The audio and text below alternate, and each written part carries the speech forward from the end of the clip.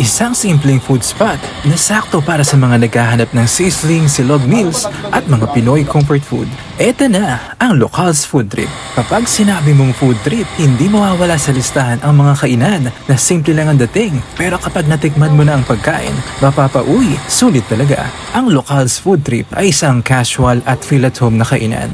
Minsan ang hinahanap lang naman natin ay isang lugar kung saan pwede kang kumain ng maayos, busog kapag katapos at hindi mabigat sa bulsa. Alam mo yung tunog pa lang ng sizzling plate na bagong dating sa table, parang automatic na nagugutom ka.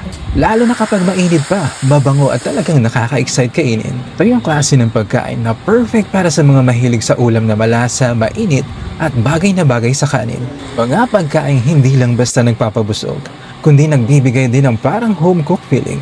Pagkain na talagang pamilyar sa panlasa, yung unang subo pa lang, parang sinasabi ng tiyan mo, okay na, masaya na ako. Itong klase ng food spot ay swak sa lifestyle ng maraming Pinoy, lalo na sa mga estudyante, empleyado, barkada at mga taong naghahanap ng sulit na pagkain pagkatapos ng isang nakakapagod na araw.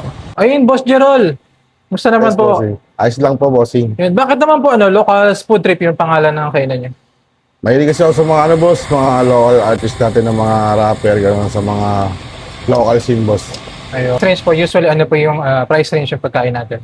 Pinakamahal po namin yung 169, bossing, tsaka yung pinakamura naman po namin yung tag 59 pesos lang, boss. Yun, very affordable pa rin. Yes, boss, affordable naman po. Kaya kanina maraming tao. Opo, sobrang... Umulan lang. Umulan lang talaga, Wala bossing, umulan. pero laban naman yung mga Kumakain, katutip oo. natin dito. Nag-open po kami ng 5 p.m. hanggang 2 a.m., bossing. Natagpuan po kami sa 88 Unang Hakbang, Corner Mindanao, Barangay Santo Niño, Quezon City po, boss.